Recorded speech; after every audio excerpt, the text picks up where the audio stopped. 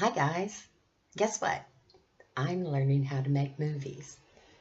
People keep trying to tell me I'm for refusing to shut up about why you can't get medical treatment from mainstream physicians when you're made ill from water damaged buildings. But, after 14 years of the courts in California framing me for libel for exposing where the fraud came from, the University of California profiting from it the whole time, landlords and their insurers being able to deny liability for causation of illness because of this massive fraud, workers' comp denying liability, and watching a lot of people lose everything they own, including for some their lives. No, I'm not shutting up. I'm going to make a movie and explain to you where this deceit originated, that it was proven water damaged buildings can't cause your systemic disabilities, and who all is involved in causing it to continue. So here I go. Hello again, UC Regents, non-voting Health Services Committee members and staff. I spoke at your April 9th meeting about it was agenda item number 5, misuse of the UC name on brochures. And I see that item was actually taken off the agenda. So I'm asking that you put it back on again for the June 11th meeting.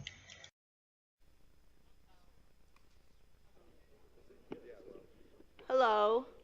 I think everybody's in, so we can start.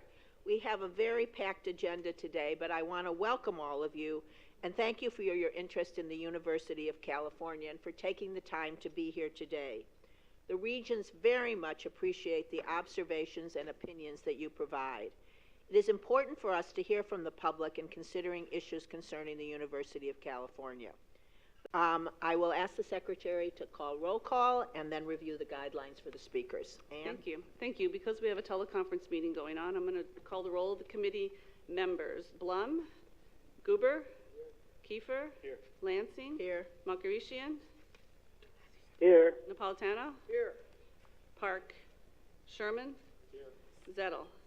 Here. Your voting regents are here and you have a quorum. Good morning. My name is Sharon Kramer.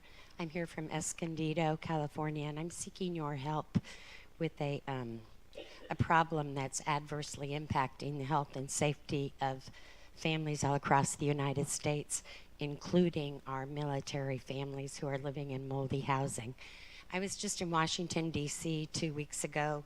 They're trying to write legislation there to stop the discrimination of these families when what happens is they're made ill from the moldy buildings, and the physicians are being taught, no, these symptoms are not plausibly caused by that. So I was in Washington, and I was able to cause the Marine Health and Safety, their agency, to retract their new public health advisory. And that's what I'm here to ask you all to help with too today. There's a deeply seated fraud that it's been scientifically proven that the moldy buildings can't cause brain injury.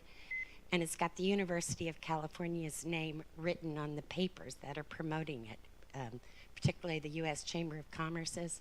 So I've sent document. I'm hoping that you all will address removing the University of California's name from papers that are promoting fraudulent concepts harming people. Thank you. So I'm making this request to you all in writing, by registered letter, and by video for several reasons. For one thing, this problem of the UC name being misused on influential policy papers that were written by expert defense witnesses has been happening in this issue since 2002.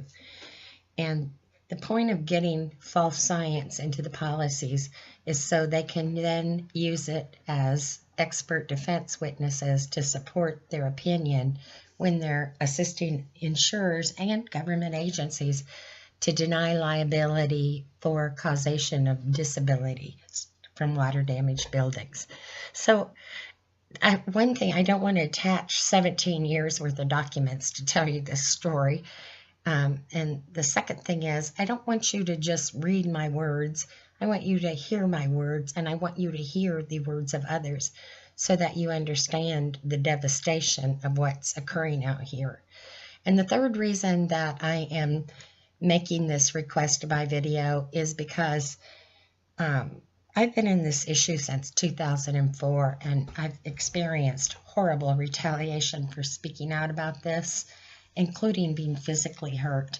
And so for me, it's kind of an insurance policy too, that if I ask you publicly to calendar and vote to stop the UC name from being misused to cause mass discrimination, including against our troop families, I'm afraid I'm going to get hurt again, and so I'm making this publicly.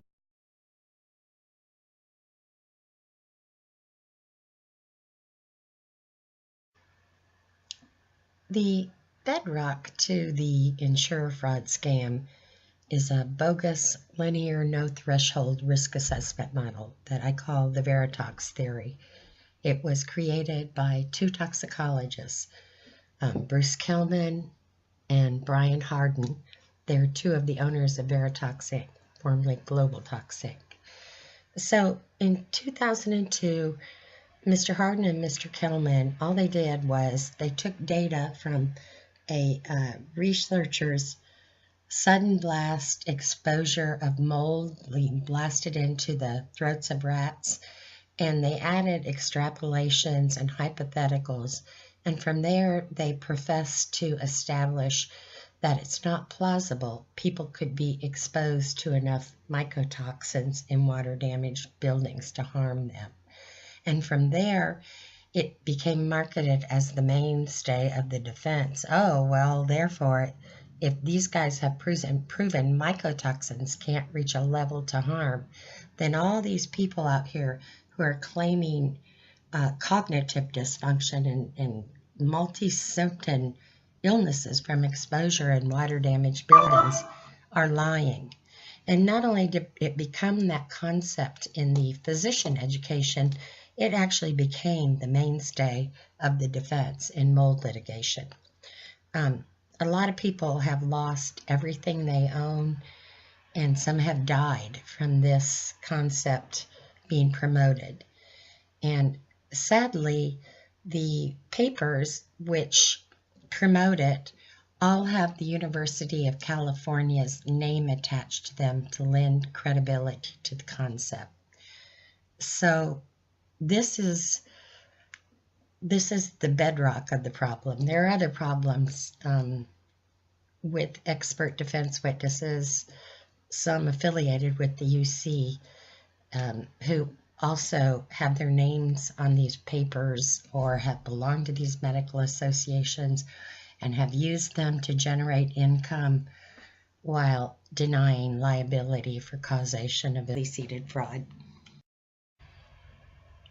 So there are 4 influential papers from influential nonprofit organizations that shape a lot of policy in the United States. And all 4 of these papers were either authored by affiliates of Veritox Inc., Dr. Andrew Saxon, or both.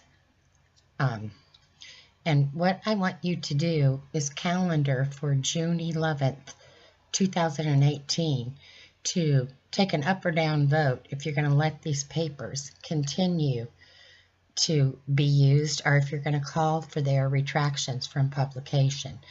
I refer to them as the fleet of deceit which sails the Veritox theory across the United States with the University of California's flag proudly waving. And what these papers are is the ACOM mold statement.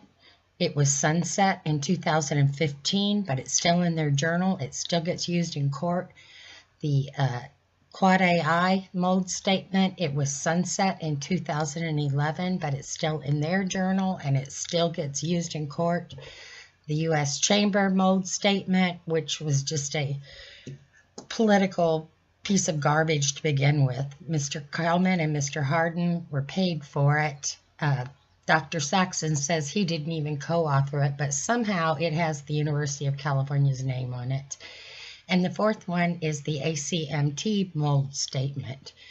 That paper relies on the other three papers by Saxon, Kelman, and Hardin for their position. And they're false documents. They've been discredited 1,000,000 times over by the Institute of Medicine, the federal GAO, the World Health Organization, the third edition of the Evidence Code, but still they're out there and still they're used.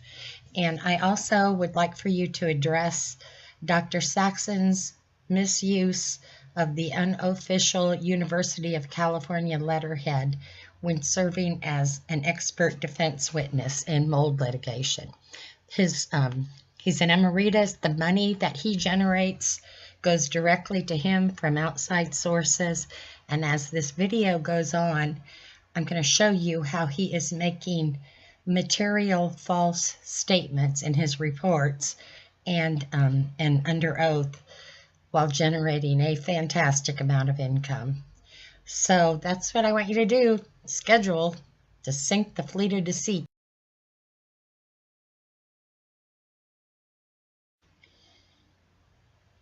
So as I'm sure you've probably already figured out, I'm not a genius. A 12-year-old could make a better movie than this, and my documents have typos in them all the time. But I want to understand, how is it even possible that the Wall Street Journal could run a front page article on this story in 2007, talk about Dr. Saxon, how much money he's making, how his money was going to the Regents or going to the University of California. ACOM members are quoted in there saying people are losing everything they own because of the bogus Veritox theory, talking about it being a litigation defense argument. And this fraud still continues to this very day. That's 12 years ago. So this is the Wall Street Journal article about amid suits over mold, experts wear two hats. It's right there. The policy papers were being authored by expert defense witnesses in mold litigation, and then they were using them to help insurers avoid liability for causation of disabilities and death.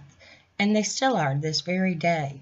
So, you know, if I can understand this and the Wall Street Journal can understand this, then I think you all should be able to grasp why it's so important that you sink that fleet of deceit.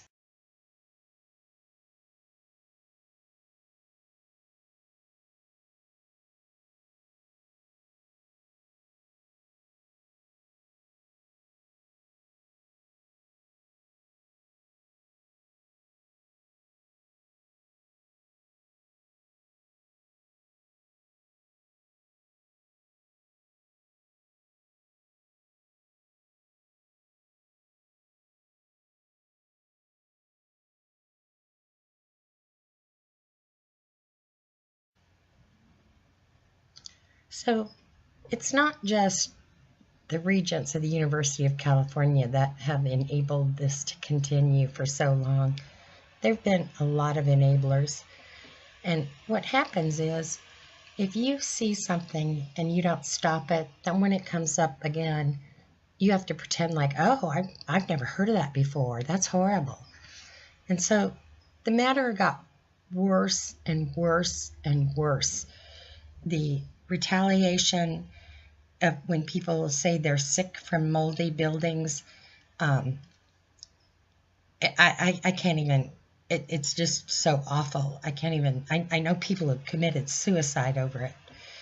So what happened, Reuters started running articles on this last August about the housing. They started with the lead, but then they found the mold was what a lot of the retaliation was occurring over. And they started running articles about how awful it is that anyone would allow this to happen to the families of those who give their lives to protect us. And so the spotlight was on it again, and the legislators in D.C., they're just outraged. They'd never heard of it. So they started holding hearings, and gosh, we're going to clean this up. We're not going to let this happen anymore. And they started writing legislation about builder or tenants' rights, and we'll help them get to the doctor, and we'll get the buildings cleaned up. Well, no, nothing's going to change. As long as the doctors are still being taught that these moldy buildings don't cause the symptoms people are reporting, such as brain dysfunction, blurred vision, numbness in arms and legs, loss of infants, you can't say you're going to hold a landlord accountable on one hand and then shield them from causation on the other by saying even if they committed these negligent acts, they couldn't have caused the symptoms that the people are claiming. So to make a long story short here, and I don't mean to be personal, but it is kind of, Mrs. Blum cannot do what she needs to do in Washington, D.C. with her bills until Mr. Blum helps her remove the scientific fraud that is miseducating the military physicians. That's the only way that you're going to solve this problem. You have to increase the liability for the causation of the illnesses to cause the landlords to do the right, and their insurers to do the right thing in the first place. So, we really need your help. I am aware that this is not the first time you all have been asked to address the problem of the University of California's name and reputation being used in litigations to support a bogus argument. In May of 2010, you were made aware that the National Apartment Association submitted an amicus curiae brief that cited to the U.S. Chamber of Commerce paper, which stated a panel of scientists after years of research concluded there was no causal connection between moldy buildings and illness. And as I've stated before, the U.S. Chamber of Commerce paper wasn't even authored by a UC employee, but somehow the UC name got on there. So Mr. Kelman and Andrew Saxon were testifying as expert defense witnesses in this case. They were citing to the Quad AI mold statement and the IACOM mold statement in support of their opinion, and the National Apartment Association cited to the U.S. Chamber mold statement. This was a case where a large multi-tenant property manager across the United States who's an NAA member had an apartment complex where 2 newborn infants died within 10 days of each other while remediation was occurring in the building. You all were, physicians, individuals, scientists, we asked you to take measures to stop allowing the University of California's name to be used to promote this insurer fraud. And here we are 9 years later, and it's still being used.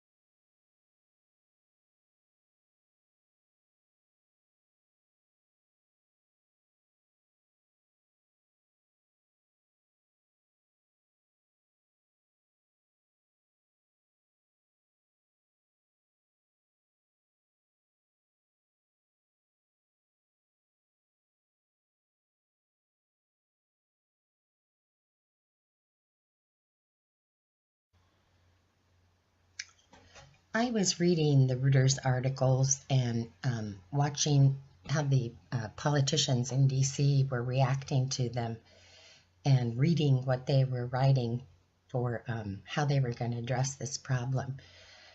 And it was so alarming to me that I flew to Washington, D.C. and had several meetings with legislative assistants and others, and a couple of physicians went with me for a couple of the meetings. So we were there trying to explain, no, you can't solve this problem, the fleet of deceit and the Veritex theory. And some of them got it, but some of them didn't. But so when I came home, a military mother had sent me the Navy's new guidelines of how clinicians were being trained. And it was the same old litigation defense argument that would be there forever. Oh, yeah, we're going to clean up these buildings, but, we're going to send you to the doctor, and the doctor's going to say, don't listen to the patient. Just send them back in there. Don't look at their tests. They don't know what they're talking about. So I made a phone call to the Navy, their health services, and I got a call back, and I sent one email saying, excuse me, but you're promoting a litigation defense argument based on the sunsetted Quad AI mold statement, and it's inconsistent with the Institute of Medicine report. And anyway, the next day, the Navy took it down. So what I knew was going to happen did happen. And we really need your help so that this never happens again. It's not just the Navy who is relying on these documents when promoting this. There are litigations out there right now, private sector, where you've got these little expert defense witnesses citing to these papers. And people are losing everything they own, and they can't get medical help because of it. So we really need your help.